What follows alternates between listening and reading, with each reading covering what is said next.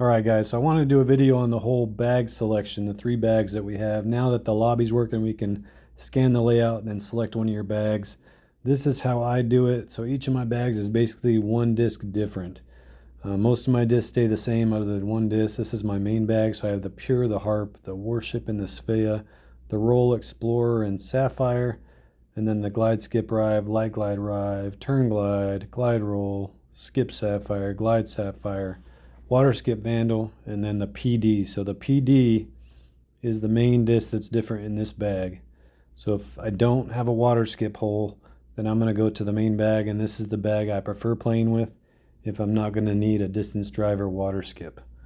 If I do need a distance driver water skip, then I'm going to hop over to my starter bag.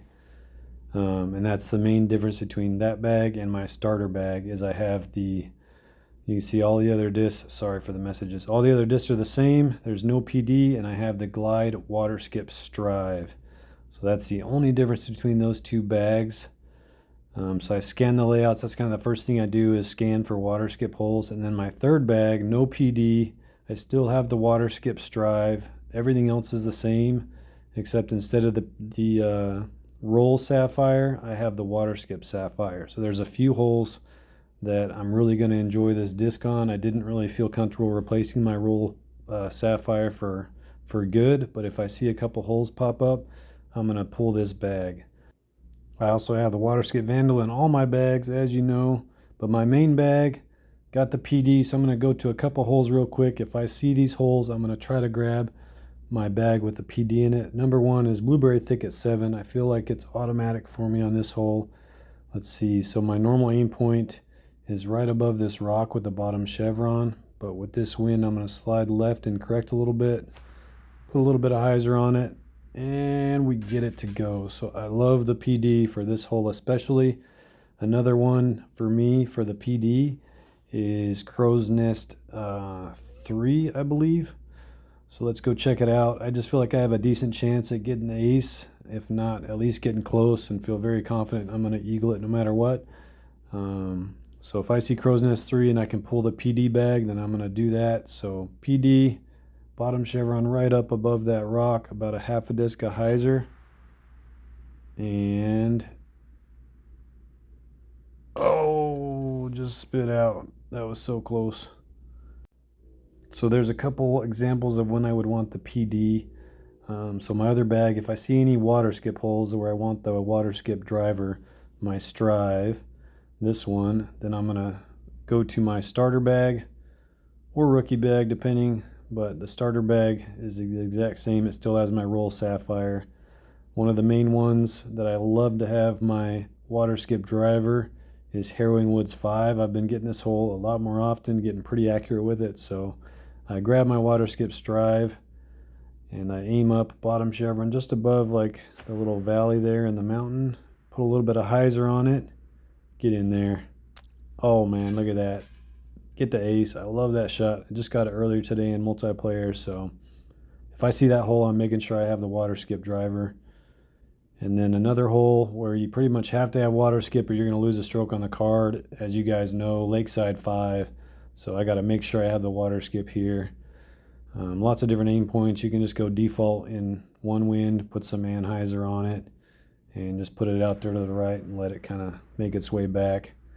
And usually just one skip's going to get you to the other side and give you a putt for eagle.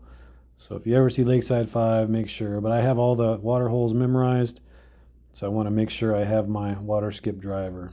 Now for the water skip Sapphire, it's kind of new to me, but the 2 main holes, there's a few of them, but 2 of the ones I want to show you. The main one, Ikigai Springs 8. So if I see this one, usually, oh man, so if I get this wind, I'm going to go Vandal. This 3 or 2 tailwind is like my favorite wind on this hole. As you can see, the Vandal is a cheat code for this big tailwind on this hole. Just aim at the basket and pull it down, and it pretty much gets you on the green every time. So had to show you that once I saw that wind. But I'm trying to show you for the Sapphire, so let's see if we get a calm wind. All right, perfect. One wind, I slide to the right, grab my water skip Sapphire, middle chevron just above this rock here, and then a disc of anhyzer. And I'm really loving this line. I used to power down my water skip driver, but it's just a little more touchy, a little harder to do than this shot. This is just a piece of cake, so I'm definitely going to love having the Sapphire. So if I see Ikigai 8, I have my water skip Vandal, and then I'll have my water skip Sapphire. And then here's a 2 wind, so I'm going to throw the Vandal again. 2 or 3 wind, the Vandal's money. 2 wind, I go middle chevron on the basket. 3 wind, I go top chevron on the basket. But again, straight pull. And look at this. Look at this result. You're crazy if you don't bag the water skip Vandal. But anyway, Ikigai Springs 8 is a hole I want to make sure I have that water skip Sapphire if I can. The other one would be Keho Backwoods 9. Sometimes it can get tricky with the water skip driver. You can carry it without a water skip, but in most winds, let me see if I can find a better wind here. 1 wind, there we go. So I'm going to slide to the right, get my water skip Sapphire.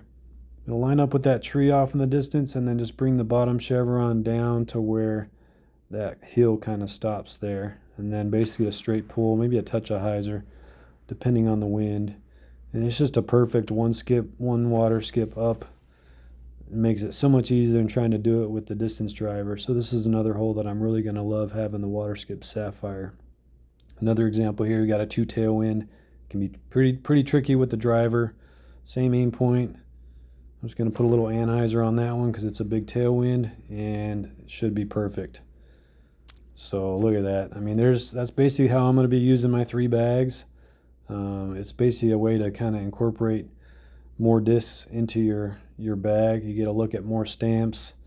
Well, let's try a multiplayer, see if we can put this in practice. Let's see what kind of layout we get, and if we get one of these holes where I can tell you what I'm thinking. So right away, I'm going to be looking for any water skip holes where I want a water skip. I'm going to have it set on a water skip bag just in case I get distracted or whatnot. All right, we got subpar, Enzo, oh, look at that. We got Crow's Nest 3. So out of those holes, that's the only water skip hole, or that's not even a water skip, but it's a PD hole. So there's no water skip holes where I need my water skip driver, and there is a PD hole. So I'm going to grab my main bag. I don't need a water skip. I'm going to skip to this hole real quick. Here you go.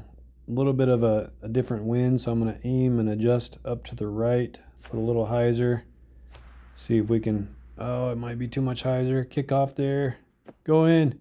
Oh man, that would have been perfect had I got that. But that's the exact way that I use my 3 bags. I keep it simple, so there's basically only 1 disc difference between the 3 bags, and then I just scan my layout. First thing I'm looking for is water skip holes where I need my water skip driver.